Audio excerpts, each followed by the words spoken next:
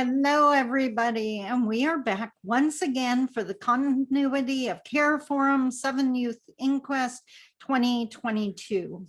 Next, we are going to be hearing from Al Joseph and James Wilkinson from the Indigenous Relations Office at the City of Thunder Bay, and they will be speaking to the future of the 7 Youth Inquest. Al Joseph was born and raised in Ottawa. In 2004, he moved to Thunder Bay to continue his education. He enrolled in Sir Sandford Fleming College at the Frost campus, where he completed 3 diplomas.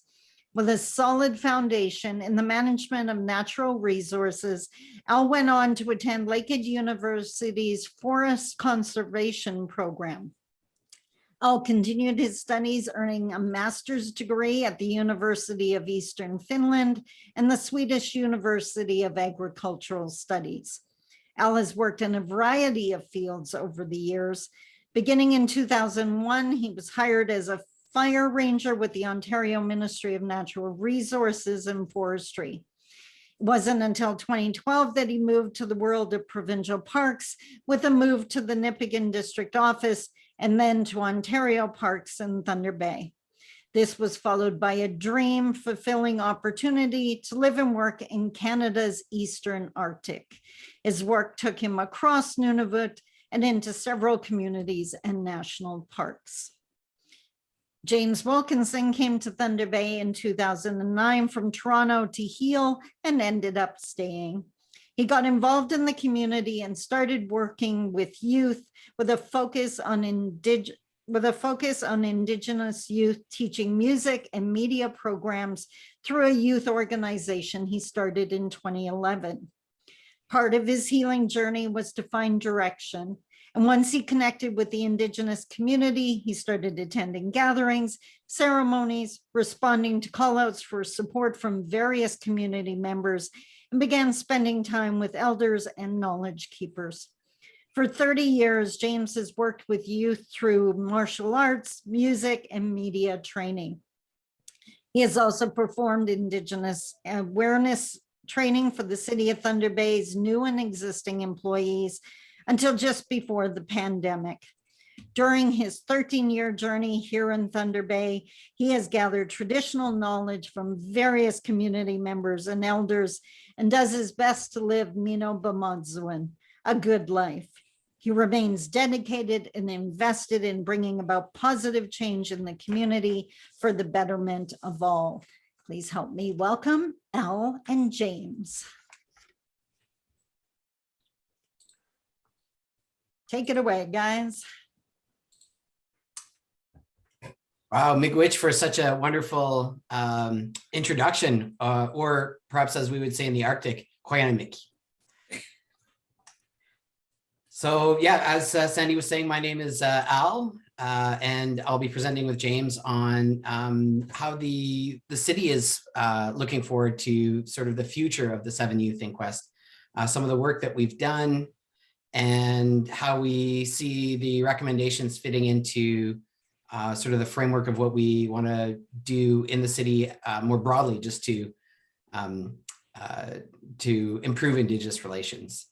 And James, I don't know if you want to add to the introduction or to your introduction. Yeah, miigwech Sandy. Chimingan and Disnakas, Nishnabio, Mingindo Dem, Nindao, Gitkin Ziba and Donjiba. Yes, I'm James Wilkinson. I am actually the new Indigenous Relations Liaison for the City of Thunder Bay. I actually started working at the city February 22nd. So second month, 22nd day of the 22nd year of 2020. So I have to figure out what that means. Yes, yeah, actually go ahead, take it away. I'll about kind of what we've done, what we're doing, and where we're going. That should help sort of explain what's happening with the city right now. Yeah, I'll just touch really quickly on what we're going to talk about today. So a little bit about internal capacity building at the city. So part of what James is and what I'm all about as well. Our ongoing work on the 7 Youth recommendations, an in-depth analysis that we conducted of the implementation and just briefly those results.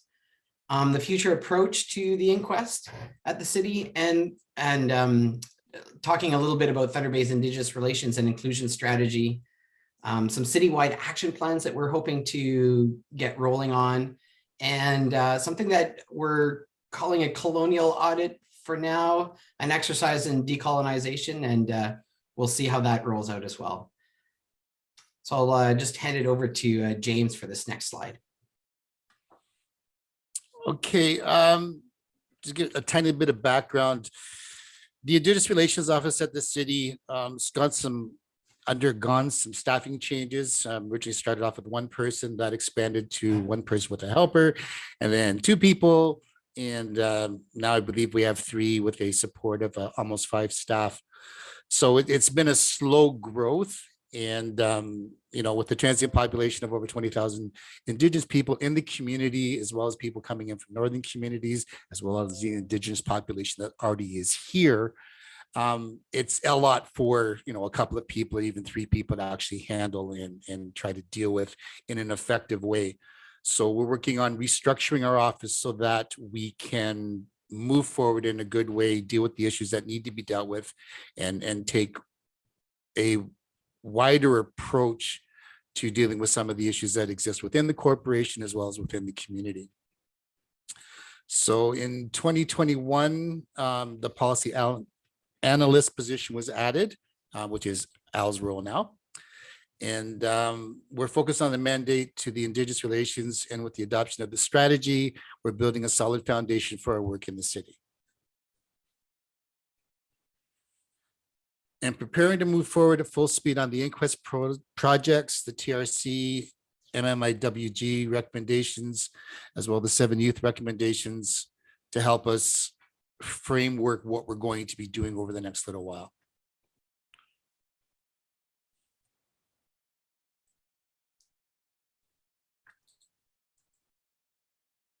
My turn, James?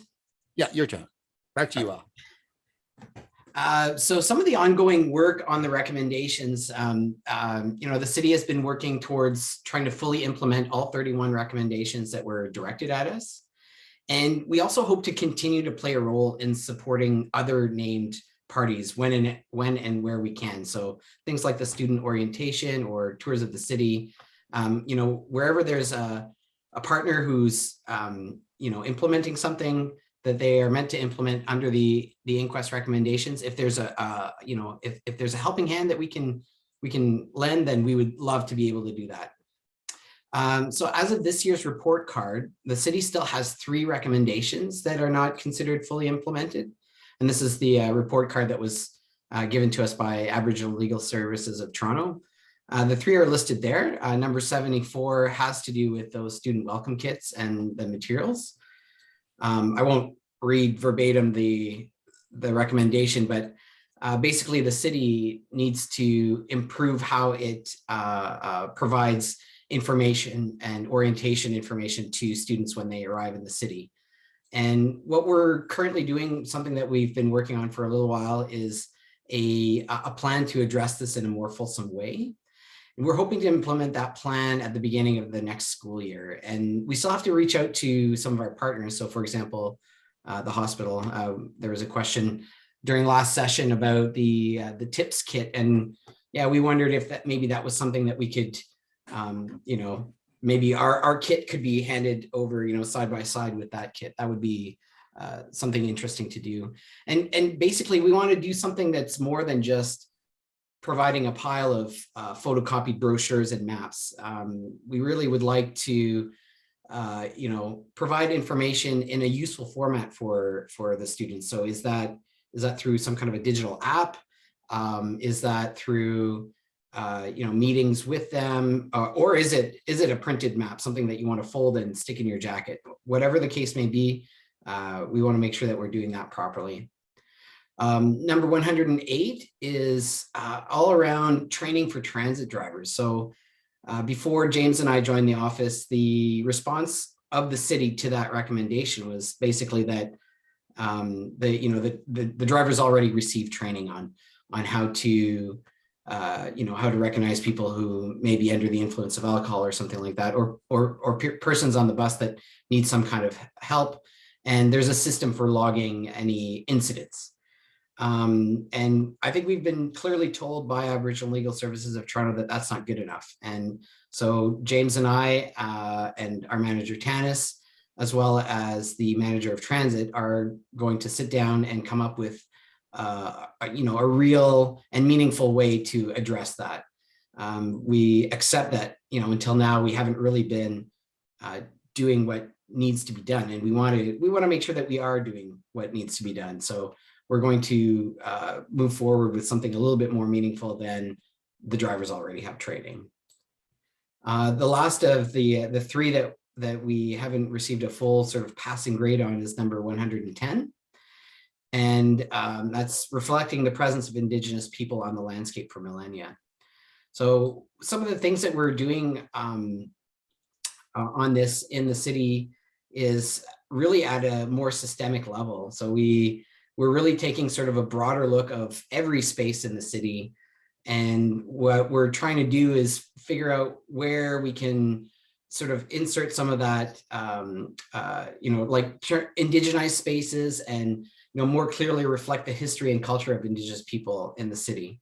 A few examples of that have already been implemented include the Medicine Wheel Roundabout, the Northwood Splash Pad that has a lot of teachings around water, and something that's gotten quite a bit of news coverage lately, the Mamaway Art Bus, which celebrates Indigenous culture and the First People's connections to all relations, land, water, animals, all that good stuff. And I really think that this last recommendation is all about sort of telling our stories, and just to help kind of like drive that point forward, I'll tell you a quick story about myself. I'm the son of two retired librarians now. And one of the things that my parents like to do is they drive all around the province and they take pictures of those blue historic plaques. Now, one of the things that my mom says all the time is, those plaques are interesting and they tell a bit of a story, but it's kind of maybe it's a boring way to tell that story. So what the city really sees with recommendation 110 is we have to find a really interesting way to tell our stories. And we don't just want to put up a whole bunch of blue plaques around the city. I think there's much more interesting ways to do it. So I'm happy to say that this is something that a lot of city staff are really sort of getting the hang of, and they're coming to us with ideas now instead of always it being ideas coming from our office. And I just love that there are people who are finally taking the initiative to do that kind of thing. So one of the other things that we did this year with our 7 Youth Inquest report was to do an in-depth analysis of the implementation of all of those recommendations. What we wanted to do was to see if the recommendation was sort of a one-time action that we, once it's done, there's a check mark beside it, it's good to go, it's green. If it was something that has an ongoing action attached to it, or is it something that's become a standard operating procedure? And I don't have a better way of describing that, but our goal in doing this analysis was to give us an idea of the amount of systemic change that we are seeing within city, processes, within city policy, within the way that the city thinks. So what we were able to come up with is that 19 of those recommendations have now become a standard operating procedure. 2 are sort of a one-time action, and 10 are ongoing. And I think the hope is that those ongoing ones slowly become something that is the way that we do things, every day. So an example of a one-time action is recommendation 60. Again, I won't get into it verbatim, but basically it was doing a zoning, it was surrounding a zoning bylaw issue in order to transfer Grandview Lodge. And, of course, if there are other zoning issues when it comes to helping Indigenous partners obtain land, or maybe start, like make changes to infrastructure or something in the city, if there are other zoning bylaw issues, we will tackle those as soon as we can. But for that one, it was sort of a one-time thing. Ongoing action, number 118 is an example of that. And basically it just says to review the TRC calls for action and determine an appropriate response. And that's something that is ongoing work for us at the city. It's something that is again central to the work that we're doing these days. And we're going to continue working on TRC until we get all of that right. And we know that that's going to take a little while. And then an example of the standard operating procedures coming back to recommendation 110. It's ongoing work, and it's going to take a long time to, really meaningfully indigenize spaces in the city. But it's an approach that's now standard. And the overall goal is for us to be able to apply sort of an Indigenous lens to our work at all the time. And that to me will indicate that, that we've really made some progress on that systemic change. It's tiny little steps, it's inches at a time, but I feel as though we're making progress. So I'll hand this one to James. So part of our approach now, with the way we have things set up, is we're going to embed the inquest recommendations into overall Indigenous relations strategy. So we're going to take each one of those that we still have to work on and the ones that are already done, and look at how we can include those actions into the strategy that we have for the city. And I believe it's a 7-year strategy, and there's 4 pillars to that. And also the inquest is the integral part of the Thunder Bay Anti-Racism Inclusion Accord. And the clothing audit that Elaine was talking about is essentially looking at how we do things as a corporation, and to do it in a way that's more inclusive and includes more Indigenous worldview at an earlier stage, rather than having decisions made and then we just say, okay, well, this is what we decided to do, and then we just find a way to fit it in, or have somebody come in and do an opening ceremony, closing ceremony, etc. This way, we can actually have the conversation from the beginning, where we're getting guidance and directions on moving forward in a good way from elders and members within the community as well. And part of my job now is going to be kind of a side project to look through all the recommendations that have been, I guess, technically green lighted, and just to make sure that they are covered in the way that they're supposed to be, covered in a good way, rather than check the box, click the box. Yes, we did it once, so it's good to go. And that will help us get a really good baseline on where we're at right now as we begin to move forward. Okay, next slide. Yeah, so this is the 4 pillars of our Indigenous relations strategy. The strategy was approved by council in 2020, basically just as the pandemic hit. And since then, we've been, I guess, planning on doing some public outreach.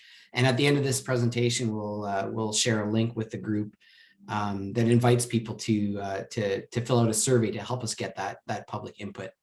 But basically, the 4 pillars are to build trust in working partnerships through respectful relations, have a responsive city by empowering the public service and using informed approaches, and education and inclusion, improve dialogue and understanding as a goal for that one, and Indigenous community prosperity. We want to improve overall well-being and outcomes for all residents in the city.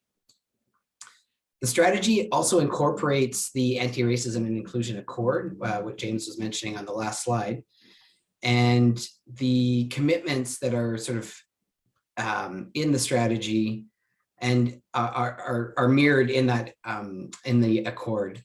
And the areas of focus will be addressed through sort of 4 strategic goals that I've just read, and we are also using guidance from some overarching documents, things like the United Nations Declaration on the Rights of Indigenous People, the Truth and Reconciliation Commission of Canada, the Office of the Chief Coroner Inquest of the 7 Youth Inquest, and the National Inquiry into Murdered and Missing Indigenous Women and Girls.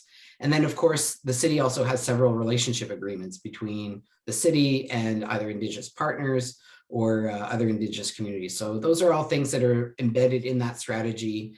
Each of those comes with its own sort of goals and outcomes. And we hope that the strategy is done in such a way that we'll be able to sort of implement all those goals as we work through the strategy. So some of the citywide action plans that I was mentioning earlier, we're going to be reaching out to the public and to community partners, so people who are on this call right now, to get their input on our strategy, so on the various different aspects of the strategy. We're also going to be reaching out to people to sign up for partner engagement sessions. Again, we want to hear directly from community. We want to, speak to people, as James said, early on in the process, rather than make decisions and then figure out where we can fit things later on. And with that input, we're going to be able to go back to city staff and identify opportunities for action. So we're going to be going to each of the department heads and saying, like, all right, here are these, the 7 youth inquest. Here's the TRC calls for action. Here's MMIW calls for justice. Your department and every department at the city has a role to play in contributing to implement these various different recommendations. So come up with a plan, and let's get moving towards that. And I think the last and perhaps the biggest part of that is what we're calling an in-depth review or a colonial audit. It's an exercise in decolonization that the city is going to go through. It's right now just basically in planning phases. We see this as being something that's going to take quite a long time. Actually, I'm just going to jump to the next slide to give you a little bit more information on that. So it's a big project. Here's some of the phases that we see that project taking. We want the actual review, so the actual audit, to be done by a third party. So we don't want to be sort of commenting on ourselves and on our own comportment. We want somebody else to help us look at this. And it's something that's actually going on across the country. There's several other municipalities that are conducting similar projects. So I know the city of Hamilton is starting a similar project, and I guess maybe one that's a little bit better known is the City of Vancouver's Parks Board has also, I believe they've finished their audit, and they're at a point now where they have to implement the recommendations that come from that audit. So we're actually reaching out to other municipalities, other people who are embarking in this kind of work, to see if there's places where we can collaborate, lessons that we can learn from each other, in order to do this project for ourselves, because we know that this is going to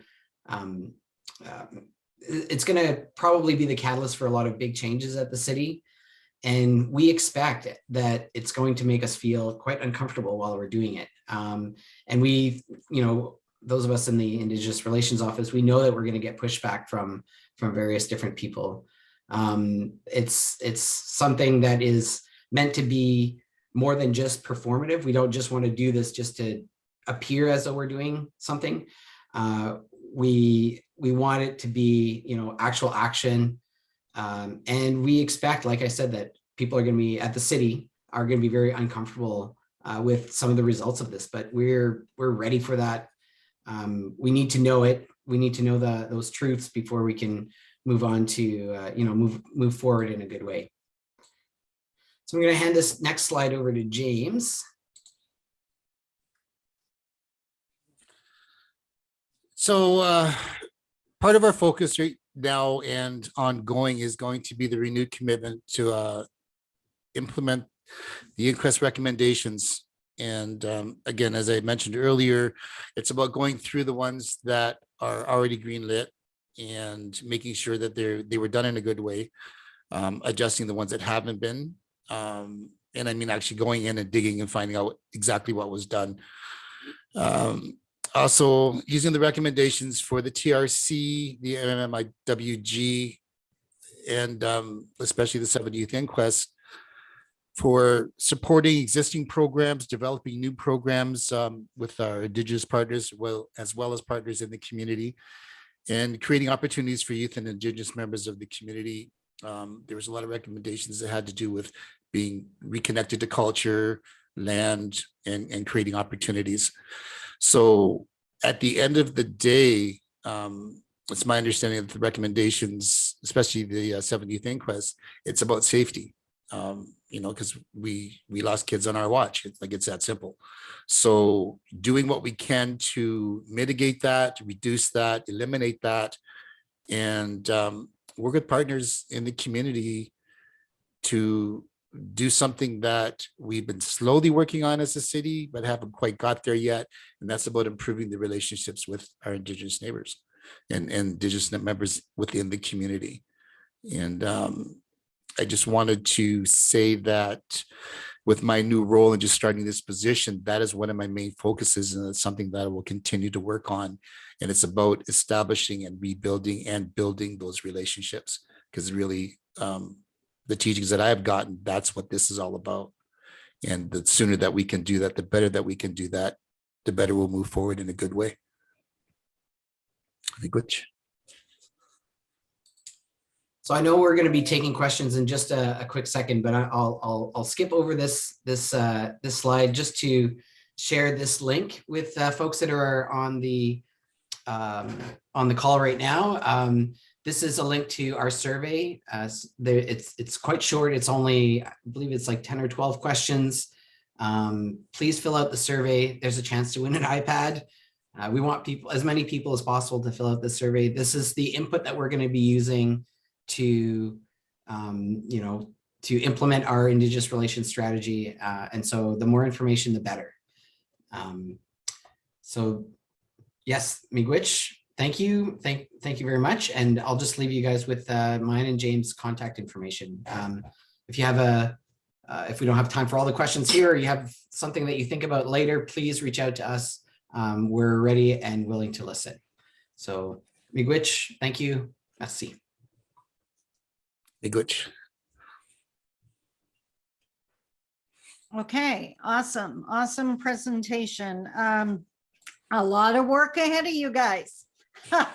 This is not an easy task. We're just waiting, giving a few minutes for the participants to send over their questions. As Anishinaabe in this city, I had a few things I wanted to say and not necessarily questions, but perhaps more along the lines of suggestions as you move forward.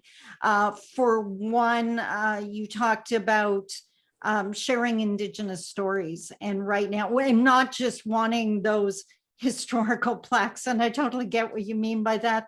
I like traveling around reading those too, so I can totally relate to your parents. It's awesome. And they're not always exciting. I get the point. I totally do. A little dry, shall we say, especially since sometimes they really allude to like an interesting point in history, like I would love to learn more kind of thing, and they kind of miss the boat. My concern, or I guess my advice, is that when trying to determine how to share Indigenous stories, that can only come from the Indigenous peoples. So it's great and wonderful that people at City Hall want to come up with great ideas. Don't care. Not to be rude, but I think it's the power is in our stories, and it's really up to us how those stories should be shared. And I think that's the target, that you have to get those directions from Indigenous people rather than everybody. I think that's the point of that recommendation. Another thing along the same lines is with the colonial audit. Love the idea. Also, kudos for understanding that that has to be an external agency that has to do that. Checks and balances on yourself comes with its own limitations. That's got nothing to do with the city. That applies across the board. So I love that you recognize that. I hope, heavy on the word hope, that to have an Indigenous lens, it has to be an Indigenous entity that does that work. It can't just be a mainstream entity saying they have one. So I think that's key. The other mistake that I see way too many municipalities make is they think any Indigenous entity will do when the Indigenous nations are so different. So local Indigenous, whether Ojibwe or Cree or OG Cree, is the lens that Thunder Bay needs, because that's the challenge, right? So I just wanted to put that out there. Will it make people uncomfortable? Absolutely. But as Pam Palmer says, if it isn't uncomfortable, it isn't reconciliation. So kudos to you guys for doing the work. My little blurb is done now. We have questions for you from the audience. May good, Sandy. So, no problem. First and foremost, how will you convince members of the Indigenous communities of the city's sincere commitment to change, given the poor reputation that Thunder Bay has with Indigenous peoples and the poor treatment that women and youth in particular have been subjected to? We're going to go for the big guns right away, and I totally get the question. So, all right, what's your answer, guys? Who's going to field this one, Al? I think we can both say a little bit about it. So speaking from my perspective in the sitting in this seat as the policy analyst, I can tell you that I am fully invested in this work. I don't do anything. I dive headfirst into things like this. And I recognize that it's a huge project, that it's going to be extremely hard for us to convince people. But I hope that maybe a start to that is me saying that I'm invested in this work. I'm passionate about it. I want to make Thunder Bay a better place for my neighbors, my next door neighbors, folks down the street, the kids that I see walking by my window every day. I want them to feel safe and welcomed in this community. And a lot of what policy analysts do is kind of dry and boring. We read a lot and we write a lot, but I want to make sure that everything that I read and write is going to make a contribution to that. And I can also say that there's a lot of people at the city staff who think like me and are, they're taking the initiative and they're really surprising us. Like I know it's going to be a struggle to get everybody on board, but I know that we already have some allies to work with. So it's a small, but it's a good start. And James, I know you want to add to this. Oh, yes. I think it's an excellent question. And Yes. Coming here 13 years ago from Southern Ontario, I recognized that there was a lot of issues. I didn't know exactly what the issues were. As I started to work with the youth and started to work with people in the Indigenous community, some of these issues were like firsthand related to me. I've experienced stuff myself being a person of color. And this is what led me to actually the Walk a Mile training. That was the first big thing I saw that had the potential to have an impact on, raising awareness, getting people to change their perspective and their lens. So I started doing that work. I did that for a few years because I didn't want to see it die, because I knew the community needed that lens and that vision to change kind of the perception of the relationship. And then from there, I realized that Indigenous awareness training is going to help. So I actually took that on with the city, and I did that for almost 5 years. And while I was doing that and continuing to work with youth in the community and work with other people in the community, I saw some changes that were positive. I saw a lot of things that weren't so positive, and I saw a lot of things happen. So I continued to do the work in the way that I could. And, since I've gotten here, pretty much the work I've been doing in one form or another. I have the opportunity now to work on the inside with the corporation and still continue my relationships and work within the community and, work towards a positive outcome and reestablish relationships and build relationships. So that's going to be my focus. That's something I've dedicated myself to pretty much since I got here. As Sandy mentioned, it's sort of in my bio. I came here because I needed to heal.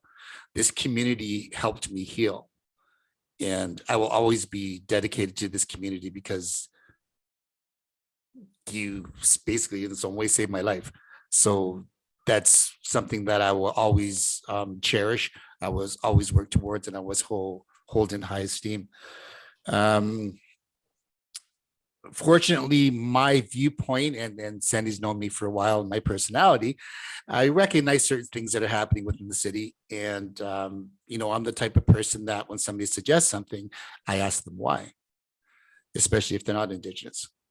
Because you have a wonderful idea. Why did you come up with that idea? Why is it to check the box? Is it to actually improve relationships? Did you talk to anybody about that before you came up with that idea? That's why the whole idea of the colonial audit and just using the recommendations and the feedback that we're getting from the survey in the community is going to help us actually get a clearer picture of what the community wants, whether it's safety, want changes in policies and procedures, more inclusion, etc. By taking that information and applying it to how we're going to implement the strategy is going to help it better reflect what the community is asking for, what the community has identified as the things that need to be changed. I believe up until this point, Regina did some amazing work when she was manager of the Indigenous Relations Office. However, there was still that we hadn't really talked to the community and got an exact picture of, you know, what's going on, how people feel, and what they believe needs to be changed. I mean, gosh, I've been here a month, and in a month, I've gotten a lot of information from a lot of different people on the things that need to be changed. So fortunately, we came out with this survey, and this is like our first step to getting real feedback from the community. And once we get that feedback, we'll start implementing things, and we'll continue to reach out to the community to get more feedback until we get everybody sort of on the same page, walking on that road. The teaching that I got, gosh, 30 years ago was we're all walking on the same road. Some of us are on the left, some of us on the right, some of us are in the middle, and some forward, and some of us are further back. But we all need to get to that place that we're all moving forward in a good way for the betterment of everyone. Good question. Again, I'm going to repeat, you got a mountain ahead of you guys, because I think, like, I've lived here for 30 years. I've attended the forums. We've answered the questions. We need to see the action. And Al, along the lines of what you said, there are amazing staff working at the City Hall. I've worked with several of them that are on my side of that road that James was talking about, right? They get it, they want to work.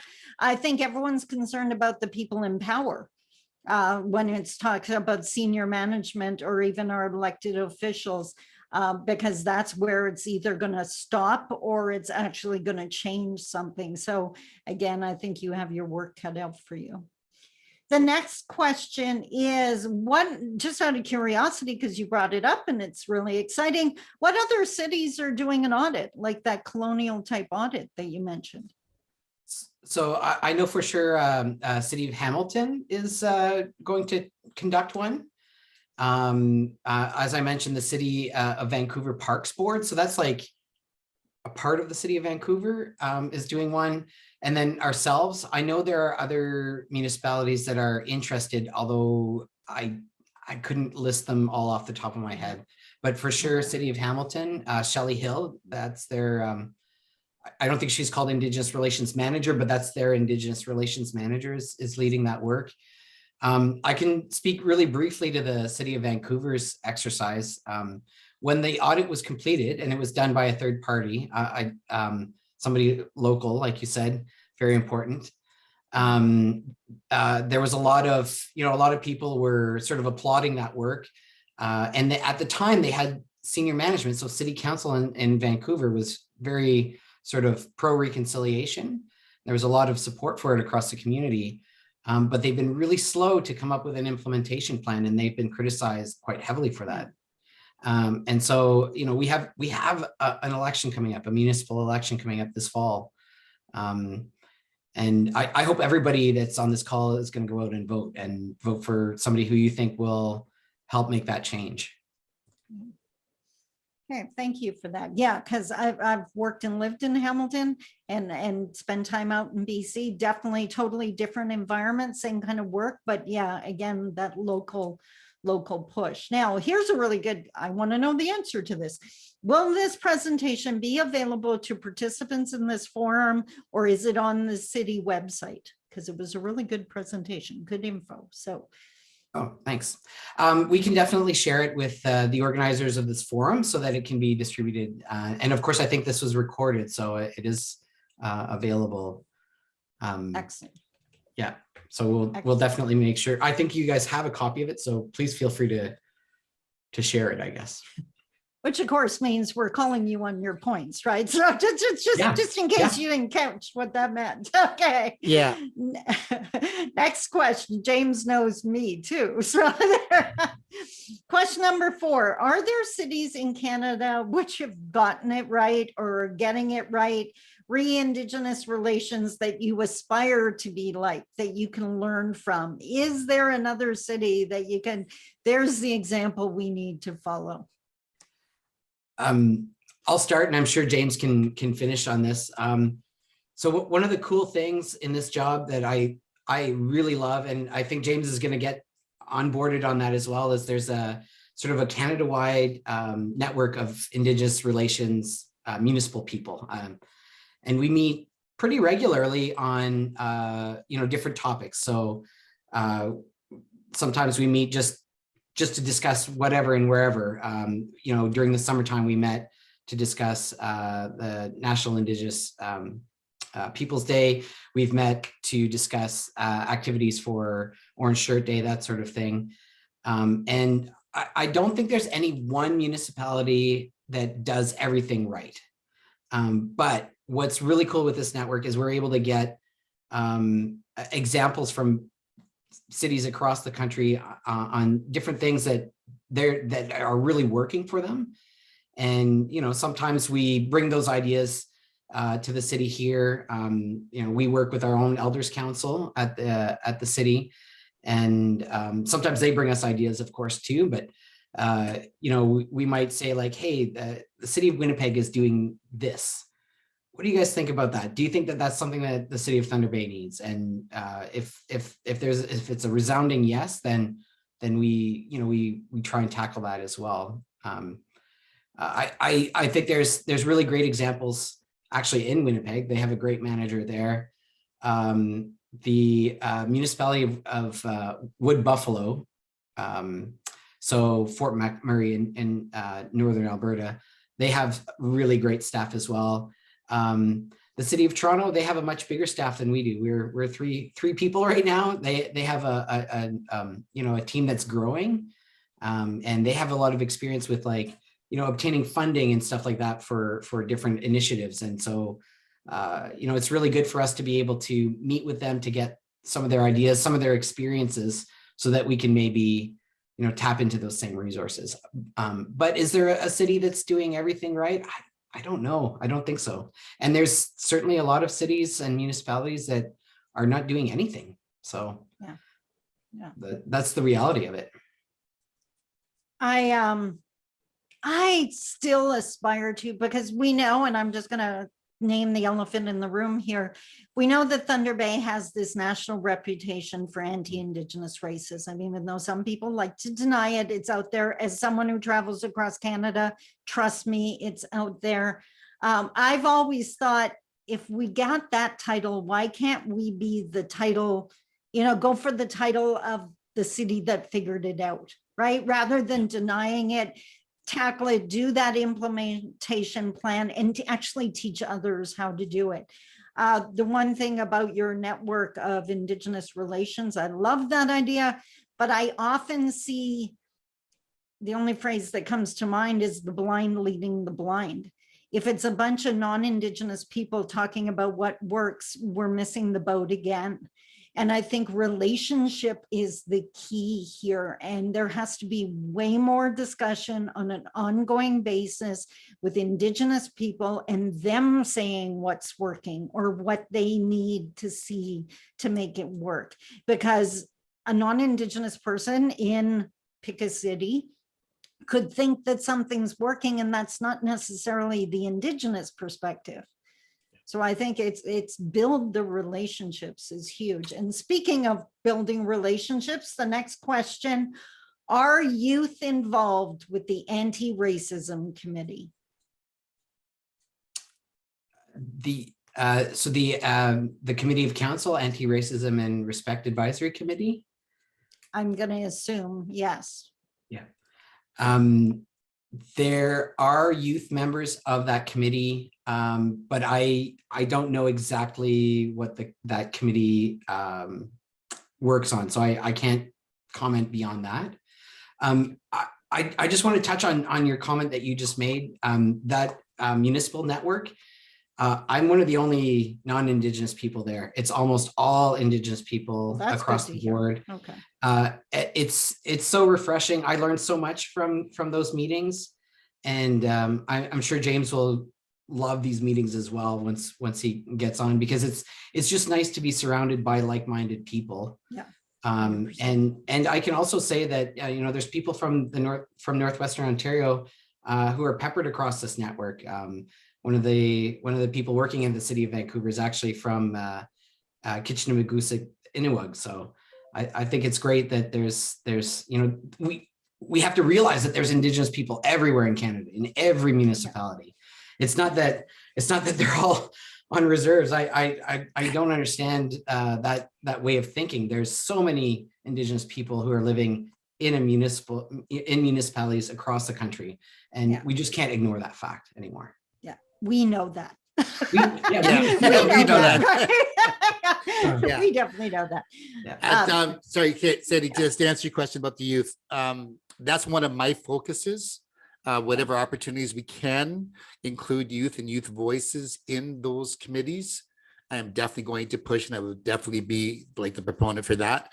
And just to touch on your previous comment that Al just kind of touched on, that is a huge piece of why I even took this job, is because I totally recognize that.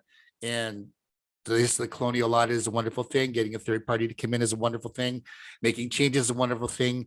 At the same time, if you don't talk to the people who are being affected by the decisions you make, it's not a conversation.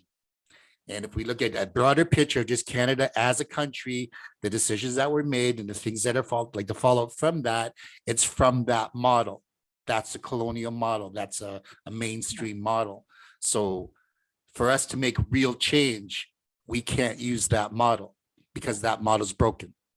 And I'm very aware of that. And I've voiced that a few times in certain conversations in the office, and I will continue to voice that. And when people get uncomfortable, that's okay, because it still needs to change. 100%. And uncomfortable doesn't mean back away, right? Yeah. The other thing, I've sat on both anti-racism and diversity Thunder Bay.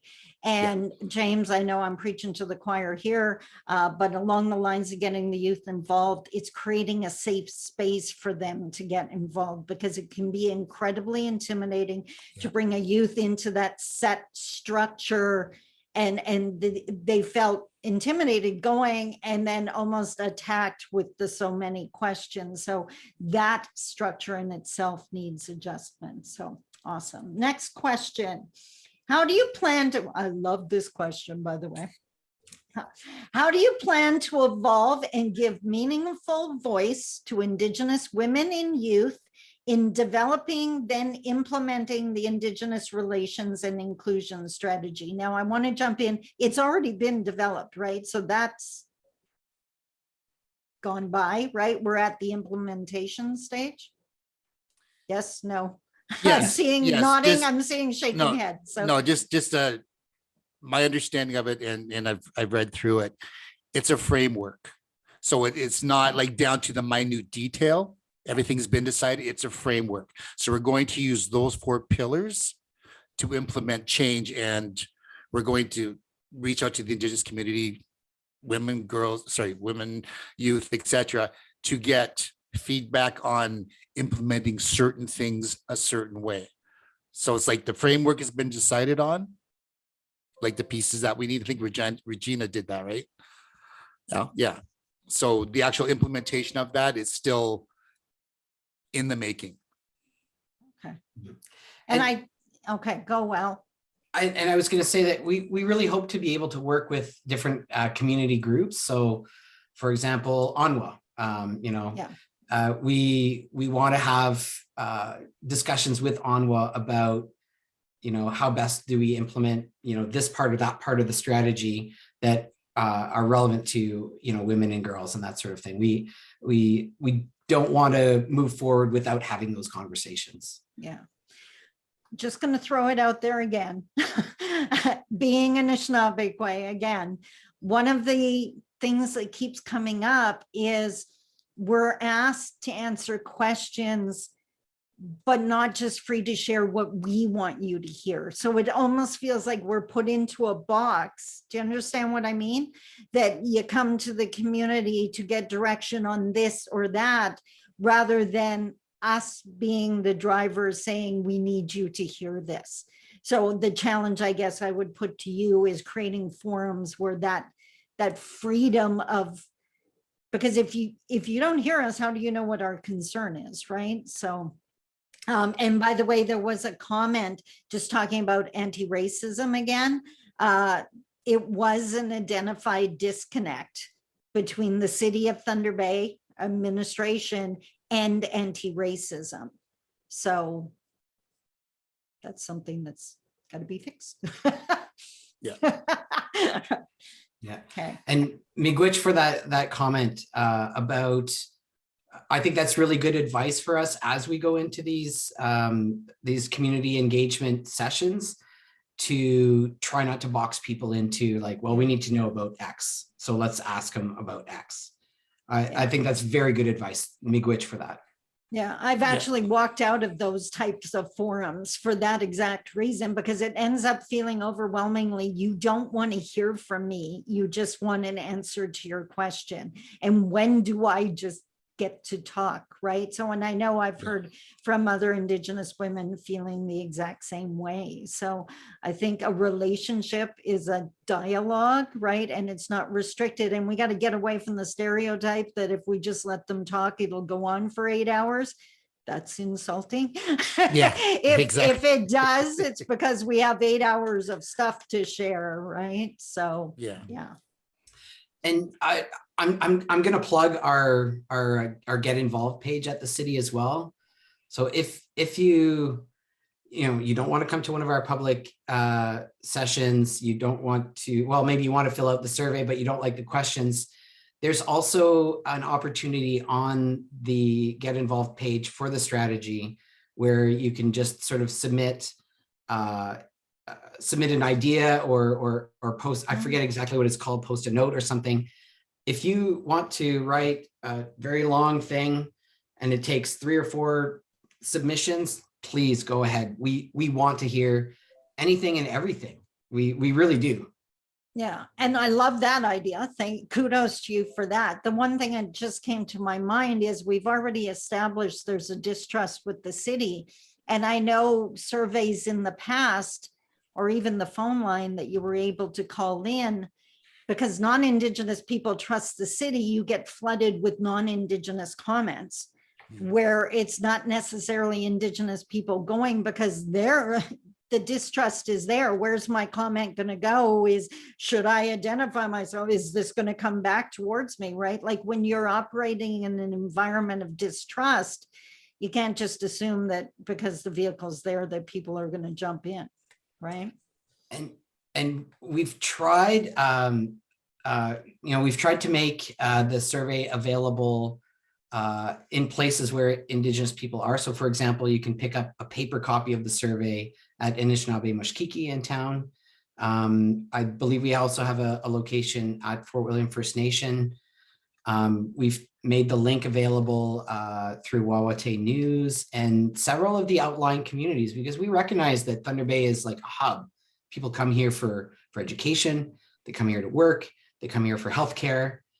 We recognize that it's a hub, and so we have contacts in some of those communities, Red Rock Indian Band, Rocky Bay, a few other places, and they've agreed to put the survey in their community newsletters. So Yeah.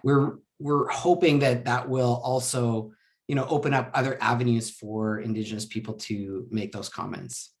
Yeah, and just keeping in mind, you're going to run against sheer exhaustion. Yeah. Right? Like, are we going to tell you again? Like, when do we get? So I love that you're going to get to the action stage, right? So Yeah. here's a question. How do you bring into light to people? How do you bring all of this into light to people who harbor hate and racist views towards Indigenous peoples and people of color? Like the people that aren't on the reconciliation page, which exist here, not just here, but like that's definitely an issue. So actually, I'll take this one out. Part of my work doing Indigenous relations, Indigenous awareness training, I ran into a few people like that. I can't say how many. Anyway, yeah, and one, finding middle ground, getting them to just open their perspective and their lens just a tiny bit, so that just they start to get into their uncomfortable place, so that they can actually just look. Because a lot of people are stuck, I guess for the most part, because it's a protective place for them. So thinking outside that box is not a safe space for them, right? So they just stay within that group. So talking to them and finding out where they're at and meeting them and getting them just to view things in a slightly different way helps open that door. It's not about changing minds, it's not about changing perspective. It's just opening the door so that they have that little bit of light to go, okay, possibly how I feel and what I think may not be 100% accurate. So let's kind of explore that just a little bit more. And that's about growth. The other part is, and I don't believe it's harsh. It's just kind of a reality that I've learned to accept by being a person of color, being raised in different environments, and then coming here to Thunder Bay and then just seeing it in sort of in a different way. There's some people who just don't get it or just won't want to get it. And that's okay, because those are the people that are not going to be on that road of making change. When I go back to that teaching that the elder gave me, there are some people who will not even meet you halfway or attempt to meet you halfway. They're stuck where they're stuck. And for those that are going to make change for a positive, for the majority of us, they won't be part of that. And those people will have to like address safety issues, put different policies and procedures in place, different protocols in place to help deal with that and to mitigate the danger that they might present to other members in the community, especially the Indigenous members of the community. But unfortunately, like that is just human nature. Some people are more two-legged than others. So that's just kind of what it comes back to. And, like not to poke fun at it or make light of it. It's just, that is just a reality. So the people we can reach, the people who are going to help make change, the people who are on the fence that just need a broader perspective, all those people will come together to help make this community a safer, more inclusive place for all of us. yeah. And I think you touched on something so incredibly important, and it's the word safe. Right. So when you first said that these people don't feel safe, of course, as Anishinaabe, I'm going like, you have no idea what not safe feels like. But having met the same people in our work, it is often that's where their fear is based in, that if this change happens, I won't be safe, right? And no one likes feeling unsafe on either side of that coin. So we are coming to the end. I'm going to throw this out really quickly. One last question. Have fun answering this quickly, but Okay. I acknowledge that. Cool. Just from your work, your experience, whatever, what triggers this hate and those racist views? Like where is that coming from? I told you could do it quickly, right? Yeah. Yeah, you did. Short answer, I would say ignorance, as in lack of information, and fear. Yep. Yeah. if you can combat the ignorance and combat the fear, because if you think about it realistically, if you're scared, and this applies to almost anybody, if you're scared, it's hard to think logically. I would have said the same thing. I see Al nodding. Bottom line, we've all been fed so many stereotypes, misinformation, missing information, that unpacking that takes some time, right? And it leads to that fear and insecurity. You guys were amazing. Thank you so much. I mean, you're not sitting in comfy chairs. So to come out and do the presentation and listen to my questions and comments, I totally, completely appreciate it. Thank you so much. My heart and prayers go out to you both. You've got really important work to do. So miigwech for standing up to do it. Yeah, miigwech for having us and giving us an opportunity to kind of represent the city and let you know kind of what we're working on and the passion and the drive and the stubbornness that exists in our commitment. Yeah, go ahead, Al. I was just going to say there's more than just, there might be only 3 of us in the Indigenous Relations Office, but there's more than just the 3 of us working on this and that are really dedicated to this work, to making Thunder Bay a safer place for people. Yeah. Awesome. Thank you so much. Take care. We are coming near the end here. I think we got to watch for another code here, another play to win. It's going to pop up here anytime now. I know it. There it is. Write that down, because during the break you want to go enter that. We're going to take one last break and then come back for the final wrap up and an overview of what happened today. And of course, the amazing elder Lucy Kakagamic will close off the session in a good way. So go take your break. We are coming back for 5 o'clock. You got about 12 minutes. Go walk around and get some water. Talk to you soon.